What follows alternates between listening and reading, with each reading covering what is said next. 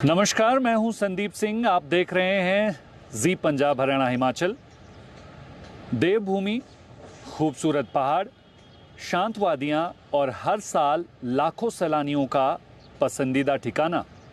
लेकिन पिछले कुछ वर्षों में यही हिमाचल प्रदेश एक और पहचान से जूझ रहा है, आपदा का हॉटस्पॉट। जी हां, मॉनसून की दस्तक कभी भी हो सकती है और इसके साथ ही प्रदेश में डर भी लौटने लगा है।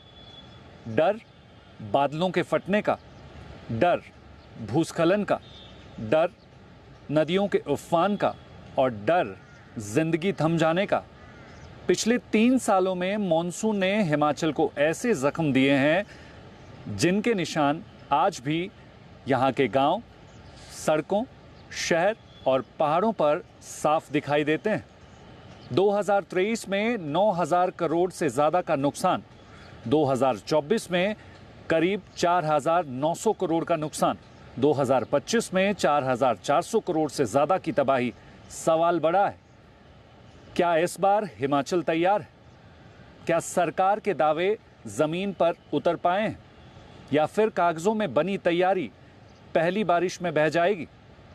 आज इसी खास रिपोर्ट में हम जानेंगे सरकार क्या कह रही है, वैज्ञानिक क्यों चिंतित हैं, आम लोग क्या महसूस कर रहे हैं और आखिर इस बार मॉनसून हिमाचल के लिए राहत लाएगा या फिर आफत।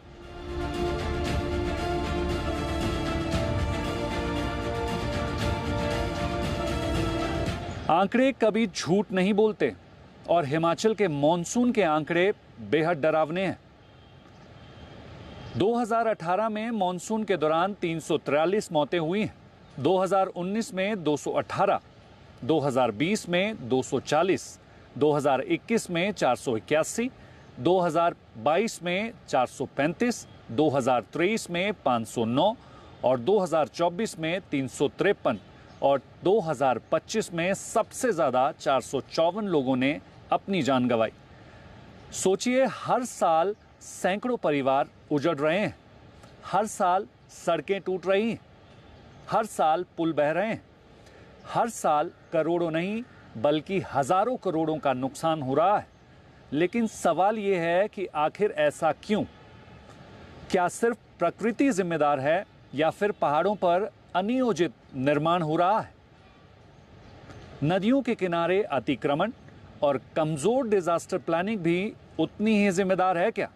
क्योंकि हकीकत ये भी है कि अब बिना बारिश के भी लैंडस्लाइड हो रहे हैं, पहाड़ कमजोर हो चुके हैं, मिट्टी की पकड़ ढीली होती जा रही है और खतरा पहले से कहीं ज्यादा तक बढ़ चुका है।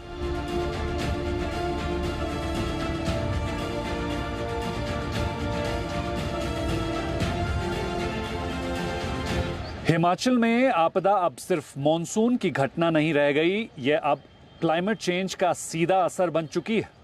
मौसम वैज्ञानिक साफ कर रहे हैं कि एक्सट्रीम वेदर इवेंट्स तेजी से बढ़ रहे हैं, यानी कम समय में बहुत ज़्यादा बारिश हो रही है। कहीं बादल फटना, कहीं अचानक बाढ़ आ जाना, तो कहीं बिना बारिश के भूस्खलन जैसी घटना होना। शिमला को वैज्ञानिक सबसे संवेदनशील क्षेत्रों में गिन रहे हैं, क्योंकि यहाँ शहरी दबाव भी ज़्यादा है और भूगर्भीय अस्थिरता भी। एल नीनो का असर इस बार भी चिंता बढ़ा सकता है। विशेषज्ञ मानते हैं कि मौसम का पैटर्न और भी अनिश्चित हो सकता है। इसका असर सिर्फ आपदा तक सीमित नहीं रहेगा, बल्कि कृषि पर भी इसका असर पड़ सकता है। जल स्रोत प्रभावित हो सकते हैं।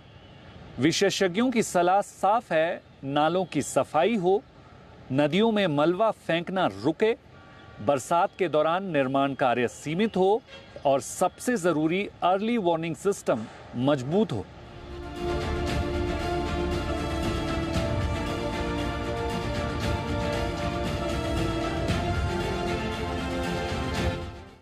हर साल मॉनसून से पहले तैयारियों की बड़ी तस्वीर दिखाई जाती है। मेगा मॉक ड्रिल होती है, बाढ़ से कैसे निपटना है, भूकंप में कैसे बचना है, लैंडस्लाइड में रेस्क्यू कैसे करना है। हर विभाग तालमेल का शानदार प्रदर्शन करता है कागजों में सब कुछ परफेक्ट दिखता है, मॉक ड्रिल में 100 में से 100 नंबर, लेकिन असली सवाल यहीं से शुरू होता है। जब जमीन पर असली आपदा आती है तो क्या वही स्पीड दिखाई देती है? क्या वही कोऑर्डिनेशन दिखता है? क्या राहत उतनी ही तेजी से जमीन तक पहुंचती है? आम लोगों की शिकायत यही है, मदद देरी से आती है, रिस्पॉन्स सिस्टम स्लो पड़ जाता है और शुरुआती कुछ घंटे सबसे भारी पड़ते हैं। यानी सवाल सिर्फ तैयारी का नहीं है, सवाल तैयारी को जमीन तक पहुंचाने का है।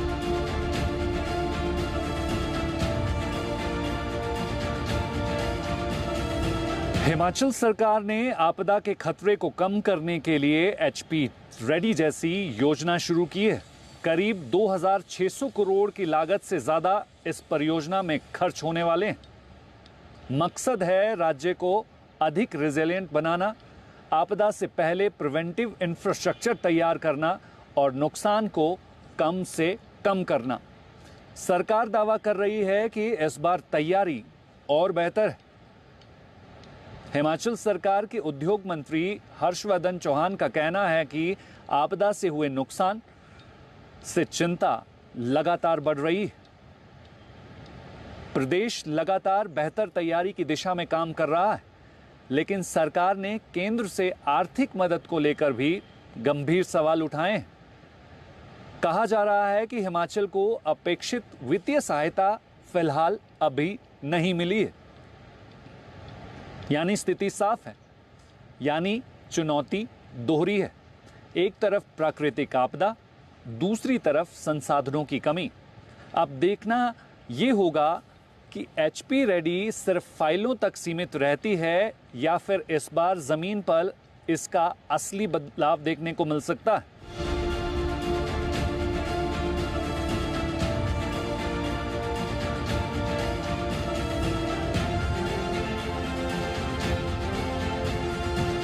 तो पूरे इंडिया में जो हिमालयन रेंज है और जो उसके आसपास का क्षेत्र है वो लगभग 16% है। इंडियन ज्योग्राफिकल एरिया का 16% एरिया कवर करता है। लेकिन ये जो 16% एरिया है, इसमें से जो निकलने वाली नदियां हैं और यहाँ से जो आने वाला पानी है, वो केवल हिमालय क्षेत्र में अगर हम बात करें, हिमाचल प्रदेश, उत्तराखंड और अरुणाचल प्रदेश और हमारे नॉर्थ ईस्ट में सिक्किम, इस तरह के राज्यों की अगर हम बात करें तो यहाँ पे ही 4.4 मिलियन पीपल जो हैं तो उनको डायरेक्टली ये सर्व करता है। 44 मिलियन पीपल यानी कि 4 करोड़ लोगों के आसपास तो डायरेक्टली डिपेंडेंट है इस पानी पे। और नीचे फिर आप पंजाब ले लीजिए, उत्तर प्रदेश ले लीजिए और हमारे प्लेन्स में दिल्ली हो गया, ये सारी नदियां जो हैं इनका उद्गम जो है वो हिमाचल प्रदेश, उत्तराखंड और जो हमारी जांस्कर रेंज है, यहाँ ग्लेशियर्स से ही ये नदियां निकलती हैं। तो अभी जो हमारे ग्लेशियर्स हैं they are shrinking at a very high rate.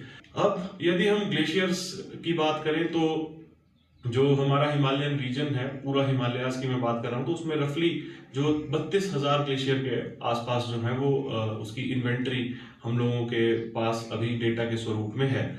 और हमारे रिवर फ्लोज कॉन्सिक्वेंटली जो है वो एक्सट्रीम रिवर फ्लोज जो है वो बढ़ रहे हैं, जिसकी वजह से हमारा जो फ्लड रिस्क है, जो फ्लैश फ्लड्स है, उसका रिस्क भी बढ़ रहा है।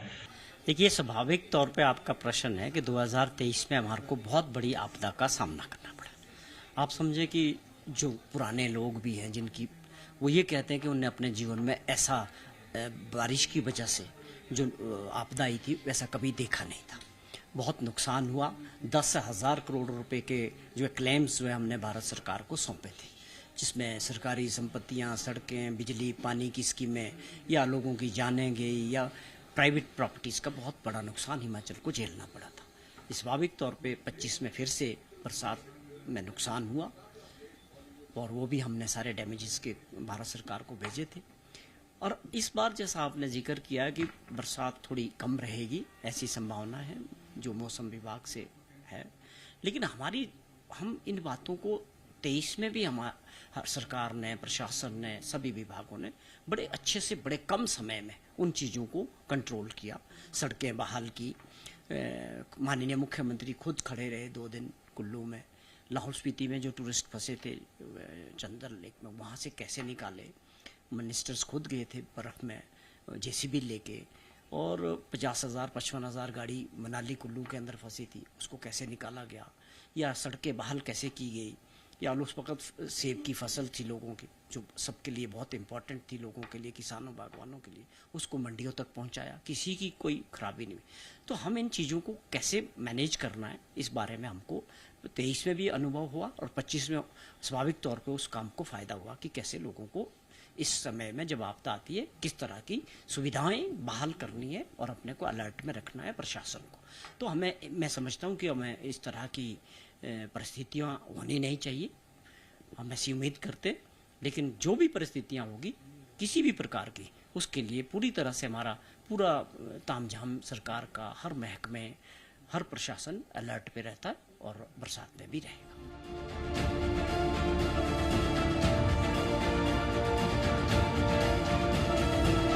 इस बार एल नीनो के असर के चलते भले ही हिमाचल प्रदेश में 10% तक कम बारिश का पूर्वानुमान हो, लेकिन जिस तरह हिमाचल प्रदेश में बारिश होती है और बादल फटने के साथ फ्लैश फ्लड की घटनाएं होती हैं, ये लोगों की चिंता बढ़ा रही है। एक्सपर्ट्स बार बार एक बात की तरफ ध्यान दिला रहे हैं कि मॉनसून सीजन के दौरान, बारिश के दौरान कंस्ट्रक्शन के कार्य नहीं होने चाहिए, लेकिन आप देखेंगे कि ये शिमला का काट रोड है, मॉनसून आने को है, प्री मॉनसून शावर्स भी तेजी से देखने को मिल रहे हैं, लेकिन बावजूद इसके कंस्ट्रक्शन कार्य धड़ल्ले से चल रहा है।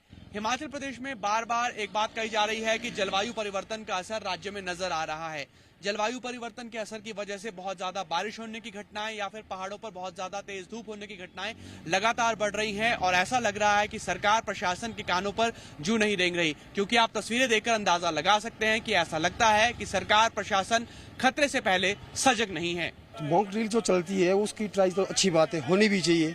मॉक ड्रिल से जो है हमारा जो है हमने कोई आगे लिए कोई आपदा आती है उसमें कार्य करना है तो उसके लिए ठीक है, पर उसके लिए प्रबंध किए जाए पहले ही। जैसे रानिया नालिया जो है हमारी शहर की वो बंद पड़ी है, उससे खोला जाए उससे पहले, आपदा से पहले। जब भी क्या, क्योंकि आपदा तो आ ही रही है, बादल फट ही रहे हैं। अभी इसी बरसात में शुरू हुई नहीं बरसात, अभी कुल्लू में जो भी बादल फटा है, तो ये आपदा आने वाली ही है और इसके लिए हमें पहले तैयार रहना होगा, सजग रहना होगा। मॉक ड्रिल की ज़रूरत ही क्यों पड़े, उसके बारे में सरकार सोचे, उस तरह से अपनी प्लानिंग करे, उस तरह से पहाड़ों से छेड़छाड़ कम करे, उसके लिए अपनी प्रिपरेशन करे, लोगों को सचेत ना करे कि आप बचे, क्योंकि लोगों को पता है अब जो नदी किनारे रह रहे हैं जहाँ पर ये घटनाएं होती है या कहीं बादल फटना तो एक स्वाभाविक, देखिए उसके ऊपर कोई कुछ नहीं कर सकता, उसके लिए आपको कोई मॉक ड्रिल नहीं बचाएगी। देखो, जो आपदा है उसकी वजह से जो है हमारे हिमाचल प्रदेश में बहुत ही ज़्यादा नुकसान हुआ है और पहाड़ी क्षेत्रों में ये जो है सबसे ज़्यादा नुकसान होता है। और जैसे कि आपको पता है कि जो अभी हमारे प्रदेश की जो भूगोलिक जो है स्थिति है वो बहुत ही ज़्यादा मतलब कि ऐसी है, जो कि अगर जो थोड़ी भी ज़्यादा बारिश होती है तो जितने भी पहाड़ हैं अगर जो कटना स्टार्ट हो जाते हैं तो फिर उसके बाद में वो जो है बड़ी आपदा में तब्दील हो जाते हैं। यहाँ सबसे पहले तो मैं जब दिल्ली से आ रही थी तो जब ऊंचाई पर हम लोग आ रहे थे तो यही डर लग रहा था, अरे बाप रे इतनी ऊंचाई पर ये सारे घर बने हुए हैं, पता नहीं अगर कोई आपदा आएगी तो क्या होता होगा यहाँ पर। और बीते कुछ सालों से जो लगातार आपदा यहाँ हिमाचल प्रदेश में या शिमला में देखने को जो मिल रहा है, तो देख करके लगता है कि प्रशासन सजग रूप से, मतलब सही रूप से यहाँ पर काम करने के लिए मुस्तैद नहीं है।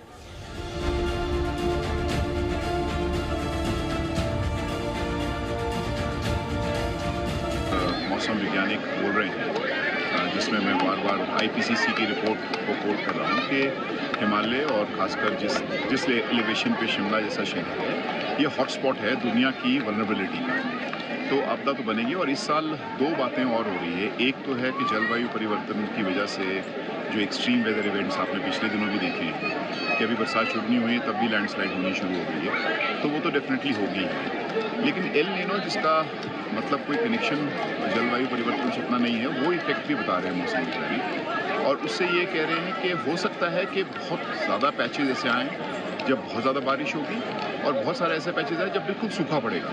तो ये एक नई तरह की इस जो मानसून के मौसम में एक नया फोरकास्ट आ रहा है जो अपने आप में बहुत ही डराने वाला साबित होने वाला है, क्योंकि आप जानते हो हमारी बहुत सारी जो ये फसल है, खरीफ की फसल है, ये पीरियड अभी आता है तो इसके लिए जो तैयारी करना है वो तैयारी करना बहुत ज़रूरी है शासन को और प्रशासन को, जिसमें जैसे मैं शिमला में मैंने एडिशनल कमिश्नर को कहा कि आप तुरंत अभी से अपनी नालियाँ क्लियर कर लो। अगर आप थोड़ा नालियों को देखोगे तो अभी चौक नहीं, उसका मतलब ये है कि जैसी बारिश आएगी वो सारा मलबा बाहर आएगा। तो मैंने वो ड्रिल देखी नहीं उनकी होते हुए, तो मैं दोबारा उनको बोलूँगा कि ये सेट प्रोटोकॉल है शिमला में और तकरीबन इसी तरह से सारे शहरों में होना चाहिए।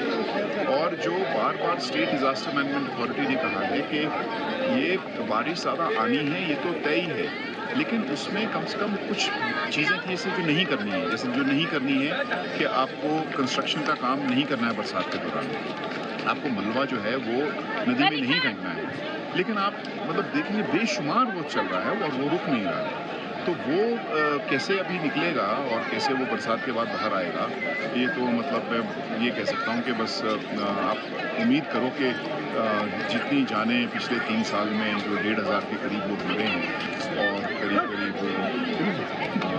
50,000 करोड़ आसपास नुकसान हुआ है, वो ना हो और उम्मीद कर सकते हैं, लेकिन उम्मीद के लिए थोड़ी तैयारी भी होनी चाहिए ना। मॉनसून के दौरान होने वाली अधिकतम बारिश की वजह से बहुत सी जगहों पर भूस्खलन यानी कि लैंडस्लाइड, फ्लैश फ्लड तरह की कुछ आपदाएं जो प्राकृतिक आपदाएं हैं उनसे भी हम अछूते नहीं रहते हैं। चंबा है या कुल्लू है और किन्नौर है, इन एरिया में नॉर्मल से अधिक बरसात होने की संभावना है और बाकी क्षेत्र में जो है सामान्य से कम बरसात भी हो सकती है।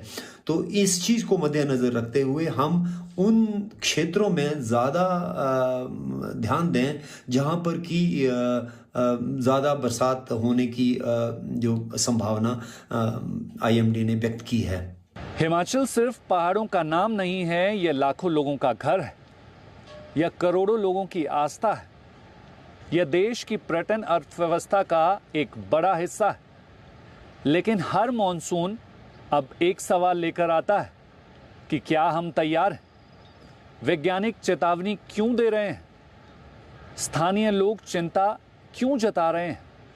सैलानी अब क्यों डरने लगे हैं? सरकार तैयारी का दावा कर रही है, उम्मीद अच्छी हो सकती है, लेकिन तैयारी मजबूत होनी चाहिए, क्योंकि पहाड़ चेतावनी देते हैं लेकिन इंतजार नहीं करते।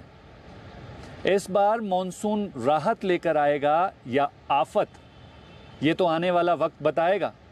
लेकिन इतना तय है कि हिमाचल को अब सिर्फ रिएक्ट नहीं बल्कि प्रोएक्टिव होकर काम करना होगा। आज के लिए बस इतना ही। जल्द मुलाकात होगी कुछ और हिमाचल के महत्वपूर्ण मुद्दों के साथ। आप बने रहिए जी पंजाब हरियाणा हिमाचल के साथ। धन्यवाद।